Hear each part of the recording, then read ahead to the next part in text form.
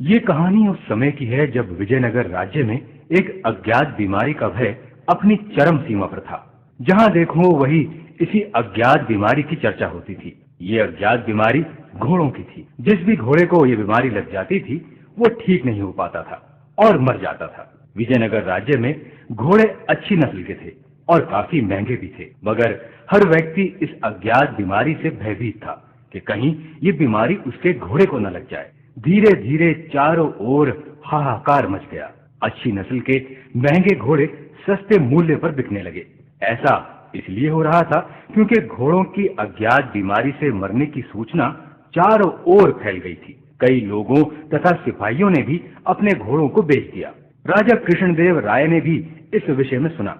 उन्होंने अपने सेवकों को महल के घोड़ों की विशेष देखभाल करने का आदेश दिया, परंतु उनमें से एक सेवक बोला, महाराज, ये बड़े आश्चर्य की बात है कि शाही अस्तबल के सारे घोड़े पूर्ण रूप से स्वस्थ हैं। राजा ये सुनकर परेशान हो गए। उन्होंने तेनालीराम को बुलाया और बोले, तेनालीराम, राज्य के घोड़े बीमारी के कारण मरने के डर से बेचे जा रहे हैं, परंतु मैं ये जानकर चकित हूँ कि महल के सारे घोड़े स्वस्थ हैं। तो मैं चाहता हूँ कि इस मामले की छानबीन तुम करो। जी महाराज। ऐसा कहकर तेनालीराम ने छानबीन आरंभ कर दी। उसने अपने कुछ आदमियों को नगर में घूमने का आदेश दिया। कुछ दिनों पश्चात उसके आदमियों ने कुछ लोगों को पकड़ा और उन्हें दरबार में पेश किया। जब दरबार में वो पहुंचे तो राजा ने उनसे पूछा, जब तुम लोगों को पकड़ा गया तो तुम क्या कर रहे थे?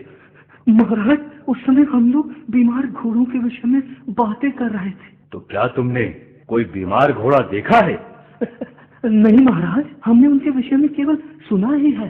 राजा तुरंत समझ गए कि ये केवल एक अफवाह है। घोड़ों में कोई बीमारी नहीं फैली है। राजा अफवाहों को रोकने का हल किसी भी तरह नहीं ढूंढ पा रहे थे, क्योंकि राज्य में जितने लोग थे वो उतनी ही तरह की बातें कर रहे थे। कोई बीमारी का ऐसे वर्णन करता तो कोई वैसे। राजा को चिंतित देखकर तेनालीराम ने अपने आदमियों को और अधिक सचेत रहने का आदेश दिया। 2 दिन पश्चात तेनालीराम एक आदमी और औरत को दरबार में लेकर आया और राजा से बोला, महाराज, मैंने अपने आदमियों को नगर में भेजा था। वे दोनों इन्हें पकड़ कर लाए हैं। ये दोनों पड़ोसी राज्य से संबंधित है महाराज। इस पर राजा क्रोधित हुए और बोले, तुम लोग हमारे राज्य में क्या कर रहे हो? पर उन्होंने कोई उत्तर नहीं दिया। दोनों सिर झुकाकर चुपचाप खड़े रहे। दोनों ने एक बार तेनालीराम की तरफ देखा और अपना सिर घुमा लिया। उन्हें चुप देखकर महाराज आग बबूला हो उठे। बताओ, वरना तुम लोगों का सर धड़ से अलग करा दिया जाएगा।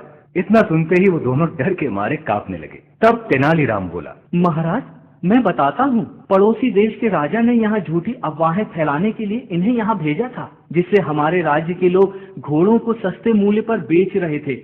ये लोग उन घोड़ों को सस्ते मूल्य पर खरीदकर अपने देश के घुड़सवारों के लिए इनका उपयोग करना चाहते थे। दूसरी ओर हमारे सिपाही व घुड़सवार इस बीमारी की वजह से अपना आत्मविश्वास खो रहे थे। वैसे तो हमारे राज्य में सर्वश्रेष्ठ सिपाही व घुड़सवार हैं, पर आत्मविश्वास की कमी से हमारी सेना कमजोर हो रही थी महाराज। इस प्रकार पड़ोसी देश के आक्रमण के कारण हमारी हार होती और उनकी जीत। ओह, इतनी भयंकर योजना! राजा ने तुरंत राज्य में घोषणा करवा दी कि बीमारी की झूठी अफवाहों से घबराकर कोई भी अपने घोड़ों को नहीं बेचेगा। अब विजयनगर घोड़ों की अज्ञात बीमारी से मुक्ति पा चुका था। इससे सभी ने राहत की सांस ली। राजा ने तेनालीराम और उसके आदमियों का धन्यवाद किया और उन्हें पुरस्कृत किया।